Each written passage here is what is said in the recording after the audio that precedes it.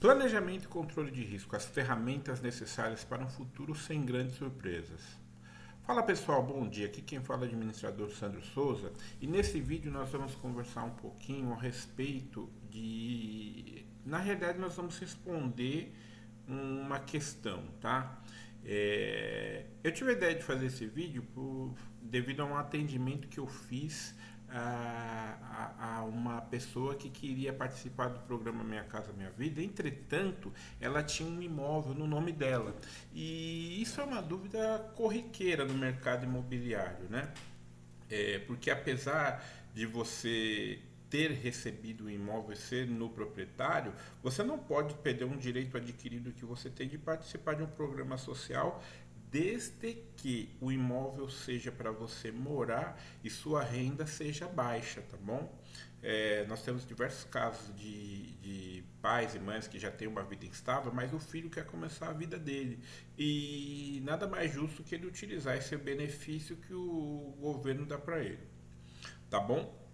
Então, nesse vídeo nós vamos responder a pergunta: o no proprietário ele pode participar do programa Minha Casa Minha Vida?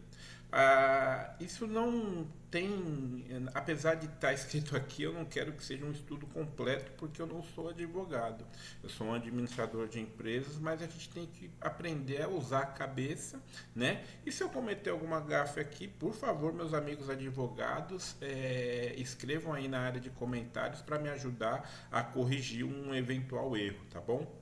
Então a gente vai descobrir nesse estudo o que é um usufrutuário, o que é um nu proprietário e no final vamos responder a pergunta se esse nu proprietário pode ou não participar do programa Minha Casa Minha Vida, tá?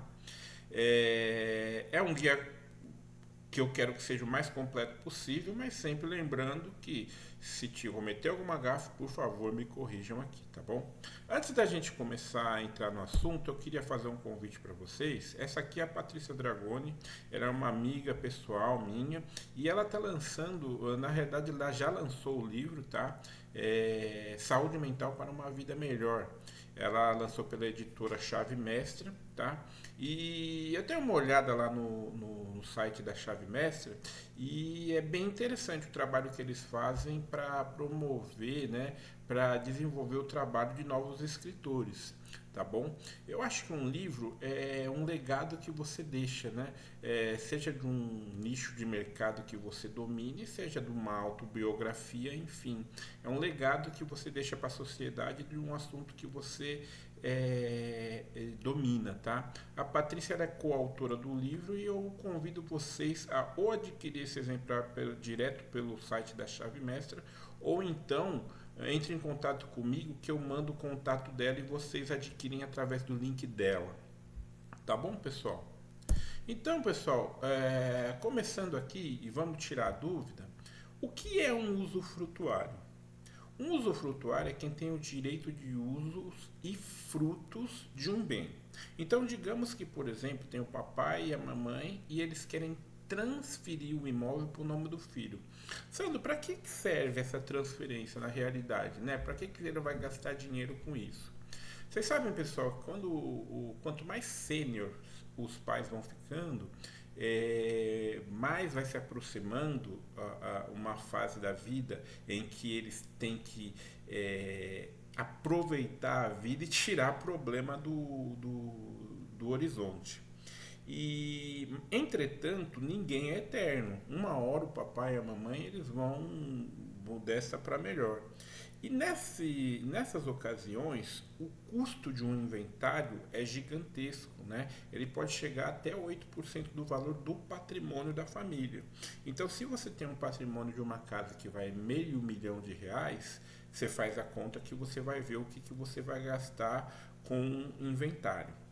E aí você transferindo esse bem para o filho, você vai pagar o ITBI, né? Vai pagar os custos de cartório, entretanto, o bem já vai estar transferido, né? E aí você deixa de ter esse custo elevado com o inventário.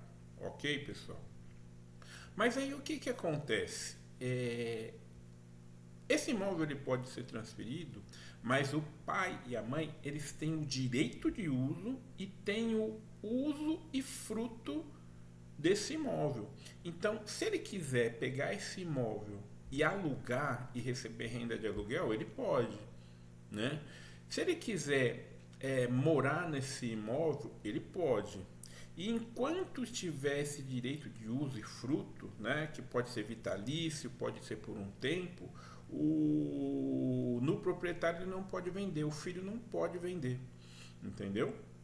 Existem algumas características dessa transferência, mas a gente não vai abordar aqui, tá bom? É um assunto mais jurídico, tá? Mas muitas famílias se fazem disso, de uso dessa estratégia para economizar no inventário, tá bom? Então vamos a dois exemplos práticos. Os pais que dão um imóvel aos filhos, mas mantêm o usufruto, tá? Os pais transferem a propriedade do imóvel, mas continuam morando no local e podem alugar e receber os aluguéis até o fim de suas vidas. Eles são os usufrutuários. E um segundo exemplo é um investidor que recebe o usufruto de um imóvel. Então alguém pode comprar um imóvel e conceder o usufruto para outra pessoa, que passa a alugar o imóvel e receber rendimentos por um período combinado. Essa pessoa é o usufrutuário, tá? Muito importante, o usufrutuário não pode vender o imóvel, mas pode usá-lo, alugá-lo e receber os frutos. A propriedade continua sendo do nu proprietário, dono do bem. Mas o nu proprietário também não pode vender o imóvel porque isso daí está estabelecido na escritura do imóvel, então o assunto está resolvido, tá? Pessoal, o que é um nu proprietário? O nu proprietário é quem detém a propriedade, mas não o uso. Tá bom? Então vamos para dois exemplos práticos. Filho no proprietário e pai usufrutuário. Os pais doam a casa para o filho, mas reservam para si o direito de morar no imóvel e, se quiserem, alugar para receber os valores. Tá? O filho é o no proprietário. É dono, mas não pode usar nem receber os rendimentos enquanto os pais estiverem vivos. Tá? E um exemplo 2 é um investidor no proprietário e usufruto vitalício. Tá? Uma pessoa compra um imóvel e concede o usufruto vitalício para outra, por exemplo, um familiar. O investidor é um nu proprietário, não pode usar nem alugar o imóvel enquanto durar o usufruto, mas será o pleno dono quando ele terminar.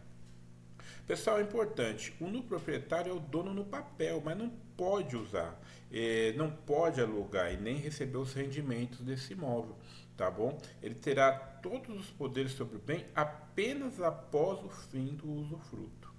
E agora vamos lá, pessoal, a resposta.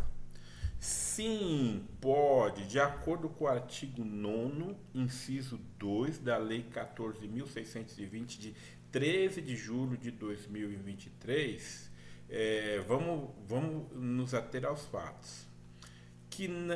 Quem pode? Que não sejam proprietárias beneficiárias ou detentora de direito de propriedade de outro imóvel residencial. Tá bom? Um minutinho, pessoal.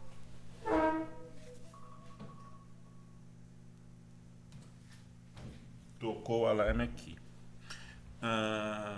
Então o que acontece, pessoal? Apesar de você ter um imóvel com o seu nome no papel, se esse usufruto estiver no nome dos seus pais, você detém o direito de participar do programa Minha Casa Minha Vida. E aí você vai ter juros menores e pode até, né, ter um subsídio, caso você tenha uma renda muito baixa, né?